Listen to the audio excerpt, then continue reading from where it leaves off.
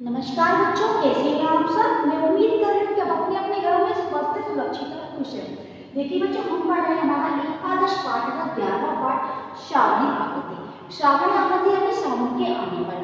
आपने पढ़ा कि सावन के आने पर हम यहाँ हमारे चैप्टर में जो बताया गया किस किस प्रकार के त्योहार मनाते हैं, कौन कौन से उत्सव आते हैं और किस प्रकार लोग खुश होते हैं। तो देखिए, हमने ये भी पढ़ा था कि हमारे सावन के आने पर दो प्रकार के उत्सवों के बारे में हमने इस चैप्टर में पढ़ा। पहला प्रकार का उत्सव था वो है हमारा सामाजिक और धार्मिक उत्सव, और दूसरे प्रकार का जो उत्सव था वो था हमारा राष्ट्रीय उत्सव। अब आप कहेंगे राष्ट्रीय उत्सव, सामाजिक, धार्मिक उत्सव ये क्या होते हैं। आपको पता होना चाहिए कि हमारे यहाँ दो प्रकार के उत्सव मनाए जाते हैं। पहले प्रकार के उत्सव होते हैं राष्ट्रीय उत्सव, जिनमें 3 उत्सव आते हैं। पहला है हमारा स्वतंत्रता दिवस, दूसरा है गणतंत्र दिवस और थर्ड होता है हमारा गांधी जयंती। ये 3 ऐसे दिन हैं जो हमारा पूरा राष्ट्र मनाता है, अर्थात इंडिपेंडेंस डे, रिपब्लिक डे और गांधी जयंती। इसके अलावा जितने भी त्योहार हम मनाते हैं, जितने भी उत्सवों का हम आयोजन करते हैं, वो सारे उत्सव हमारे समाज और हमारे धर्म को रिलेट करते हैं। जैसे रक्षाबंधन मनाते हैं तो वह हमारे समाज और धर्म को रिलेट करता है। कुछ लोग गुरु पर्व मनाते हैं, कुछ लोग क्रिसमस मनाते हैं, कुछ लोग ईद मनाते हैं। वो उनके सब अपने अपने धर्मों को रिलेट करते हुए उत्सव मनाते हैं। तो जो धर्म और समाज को रिलेट करे वो सामाजिक और धार्मिक उत्सव, और जो हमारे पूरे देश को रिलेट करे वो हमारा राष्ट्रीय उत्सव। तो राष्ट्रीय उत्सव कितने होते हैं? 3। तो राष्ट्रीय उत्सव में से जो एक उत्सव है कौन सा? स्वतंत्रता दिवस। स्वतंत्रता दिवस हमारा जो है इंडिपेंडेंस डे, वो हमारा सावन के महीने में ही मनाया जाता है। उसी प्रकार सामाजिक और धार्मिक उत्सवों में जो रक्षाबंधन का उत्सव है वो भी कब मनाया जाता है? श्रावण के महीने में। इसके अलावा इस चैप्टर में आपने पढ़ा कि मेंढक टर्टल की आवाज करते हैं, कोयल कूकती है, बच्चे खेलते हैं, खुश होते हैं, बारिश में बहुत प्रसन्न होते हैं, लोग भी खुश होते हैं। तो इस प्रकार श्रावण के आने पर सभी अपने अकॉर्डिंग खुश होते हैं। भाई बहन रक्षाबंधन के त्यौहार को लेकर खुश होते हैं, संपूर्ण देशवासी अपने इंडिपेंडेंस डे को लेकर खुश होते हैं, और साथ में बच्चे, बूढ़े, पशु पक्षी सभी अपने अपने अकॉर्डिंग खुश होते हैं। तो इस चैप्टर को हमने डिस्कस किया था, इस चैप्टर के शब्दार्थ पढ़े थे, इस चैप्टर के कुछ टॉपिक्स भी हमने डिस्कस किए थे। आज की क्लास में हम डिस्कस करने वाले हैं इसका 6th क्वेश्चन नंबर 6, अधोलिखित पदानाम विभक्ति वचनान्वितम। यानी जो यहाँ पर आपको ये शब्द दे रखे हैं, पद दे रखे हैं, आपको ये सभी पदों के विभक्ति और वचन लिखने हैं।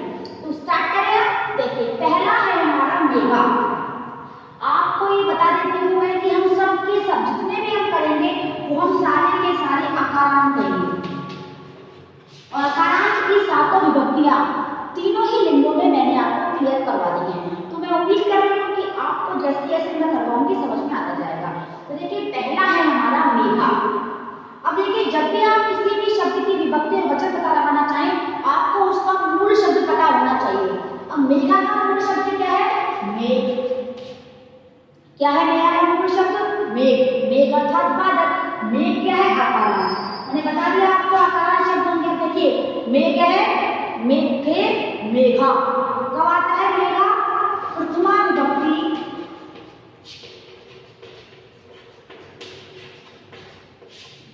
बहुवचन में। कब आता है? प्रथमा विभक्ति बहुवचन में। अब देखिए, उत्सवे, उत्सव का पूर्ण शब्द क्या है? उत्सव। उत्सव भी वही अकारांत है। तो देखिए, उत्सव कब आता है? आप याद कीजिए, हमने अभी कुछ दिनों पहले हमारी किसी प्रीवियस क्लास में डिस्कस किया था सप्तमी विभक्ति को। वृक्षे, वृक्षो, वृक्षेषु। तो उस तरह का आता है सप्तमी विभक्ति, और वचन कौन सा होगा? एक वचन। वचन कौन सा होगा? एक वचन। अब देखिए, थर्ड लते। लते का मूल शब्द क्या है? लता। मूल शब्द क्या है? लता। लता अर्थात आकारांत स्त्रीलिंग। और लते कब आता है?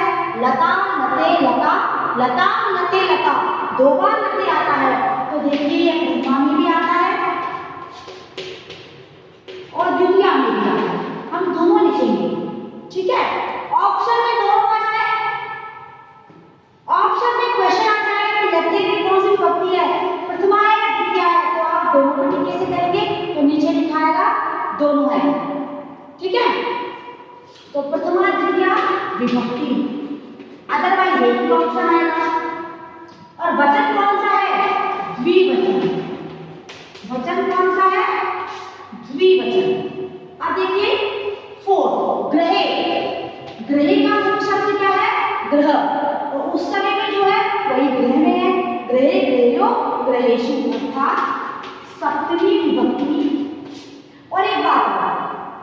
ग्रह देखिए, ग्रह का लिंग क्या है? ग्रह है हमारा नपुंसकलिंग का। उस समय जो है ना, उत्सव उस समय उत्सवानी नहीं होता, उत्सव उस समय उत्सवा होता है।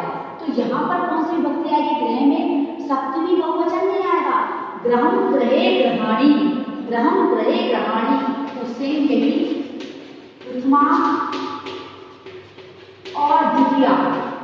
सप्तमी ऑप्शन में आए, सप्तमी भी लिखनी है फिर आपको, ठीक है? सप्तमी ऑप्शन में आ जाए, सप्तमी की लिख देगी नपुंसकलिंग के रूप, तृतीया पे चलते हैं पुल्लिंग के समान। तो यहाँ उत्सव में सप्तमी लिखी है तो भी राइट है, प्रथमा और द्वितीया लिखी है तो भी राइट है। उत्सव भी क्या है? नपुंसकलिंग शब्द, और ग्रह भी क्या है? नपुंसकलिंग शब्द। तो प्रथमा और द्वितीया लिखी हो तब भी राइट, सप्तमी लिखी हो तब भी राइट। लेकिन सप्तमी लिखी होगी तो ध्यान रखना एक वचन लिखा होगा, और प्रथमा और द्वितीया लिखी होगी तो द्विवचन लिखना होगा। कौन सा वचन लिखा होगा? द्विवचनम। क्लियर है एवरीबॉडी? अब देखिए मंडूका, मंडूका का मूल शब्द है मंडूक, मंडूका का मेघ, मेघा का ग्राम, अर्थात मतलब गांठ नहीं है, अकारांत पुल्लिंग है। तो मंडूका का आता है प्रथमा विभक्ति बहुवचनम, प्रथमा विभक्ति बहुवचन में। अब देखिए मातुलस्य, मातुलस्य का मूल शब्द क्या है? मातुल, मातुल यानी मामा, और मातुलस्य यानी मामा के कारक नियमों का प्रयोग करेंगे तो षष्ठी विभक्ति एकवचन में संबंध का के की, संबंध का के की, मातुलस्य मातुल्यो मातुलना। तो मातुलस्य क्या है? षष्ठी विभक्ति एकवचन। तो यहाँ हम क्या लिखेंगे? षष्ठी विभक्ति एकवचन। अब देखिए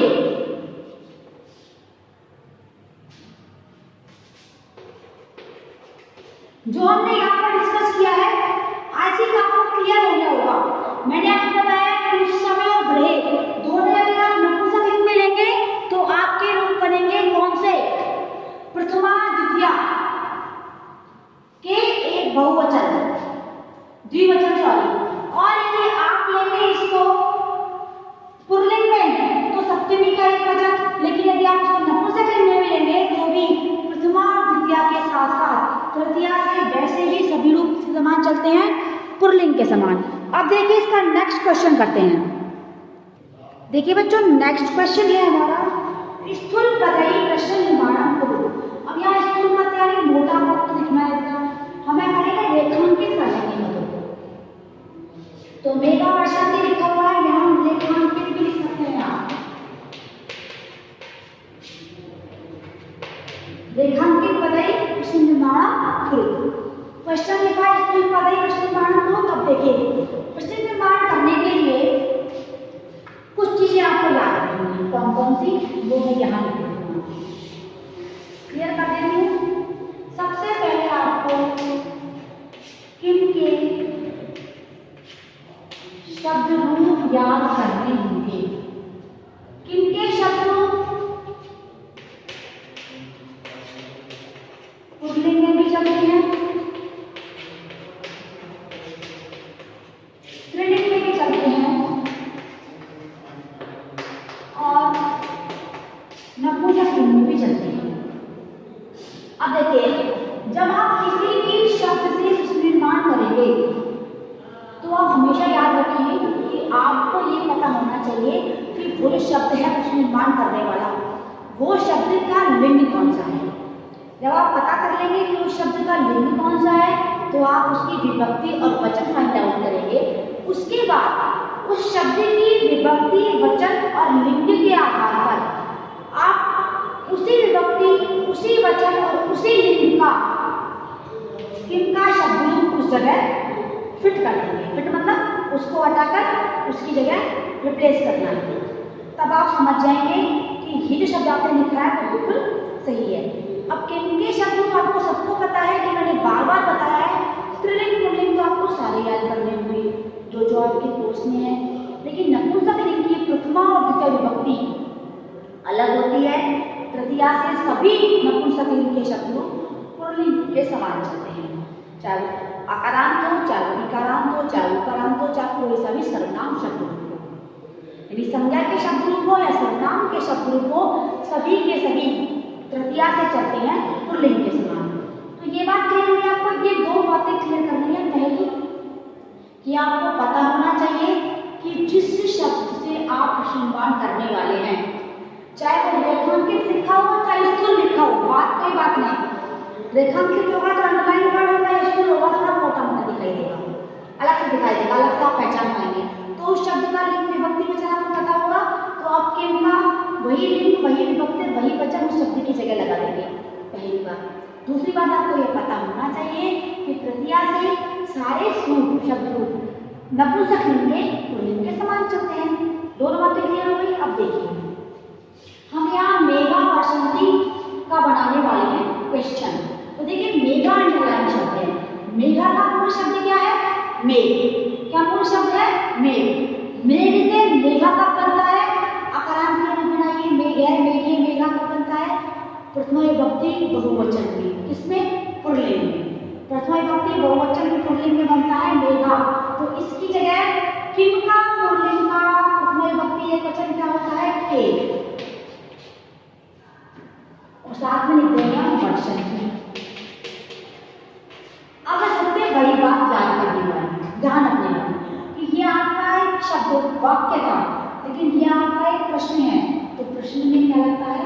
प्रश्नवाचक चिन्ह। समझ में आ गई दो बातें?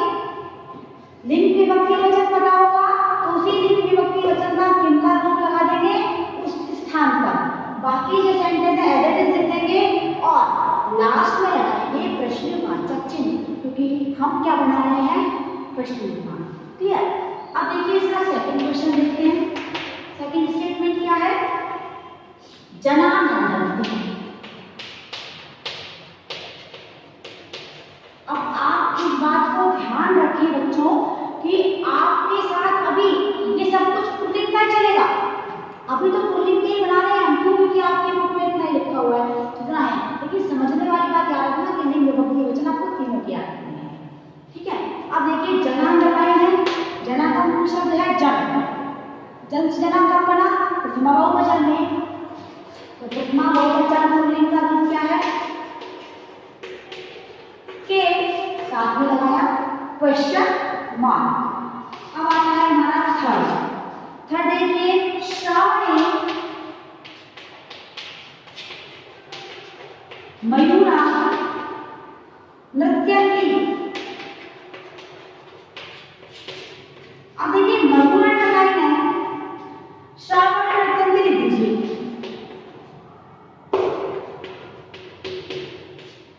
जगह छोड़ दीजिए। ये तो आपने करना ही करना है, सबको करना है, समझ में आए तो भी नहीं आए तो भी, और एक क्वेश्चन मार्क लगाना ही लगाना है, बात खत्म।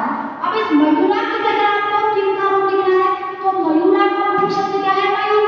मयूर क्या है? पुल्लिंग का प्रथमा विभक्ति का एक वचन। मयूर है, मयूरौ, मयूरा।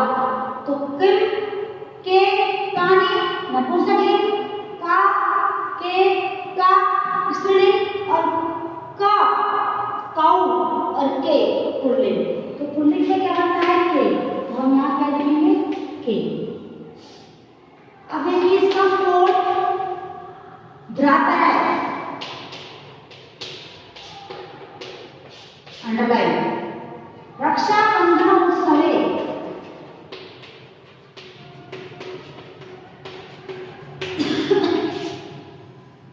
आगच्छन्ति। अब इसमें देखिए भ्राता लिखा हुआ है, तो इसके जगह छोटे का नीचे बना देती हूँ। आपको ये कोई स्टोरी है तो हमें तो आ रहा ना, रक्षाबंधन को रक्षाबंधन लिख देती हूँ।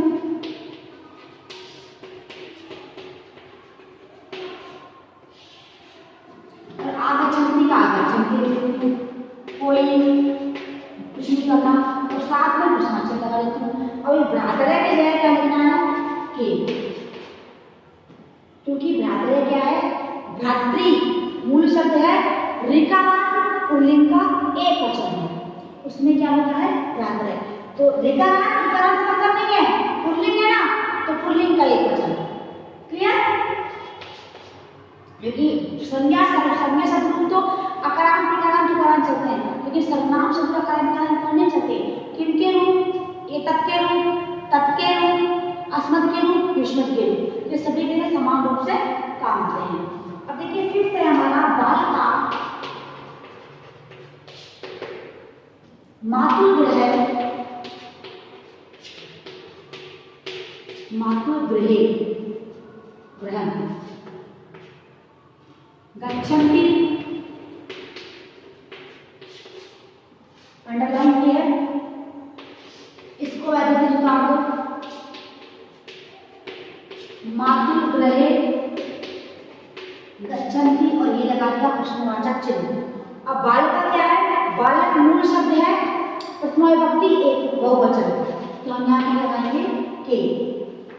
सब में मैंने के लगाया है, इसमें भी के, इसमें भी के, इसमें भी के, इसमें भी के और इसमें भी के, क्योंकि ये सब क्या है? प्रथमा विभक्ति बहुवचन और ऑलमोस्ट नहीं सारे रूप कितने हैं? पुल्लिंग के, बाकी रूप का अकारांत है, बाकी वाला अकारांत है, तो भी कोई बात नहीं। आपको पुल्लिंग प्रथमा विभक्ति बहुवचन मिल गया है, तो पुल्लिंग प्रथमा विभक्ति बहुवचन के अकॉर्डिंग आप रूप लगा लीजिए।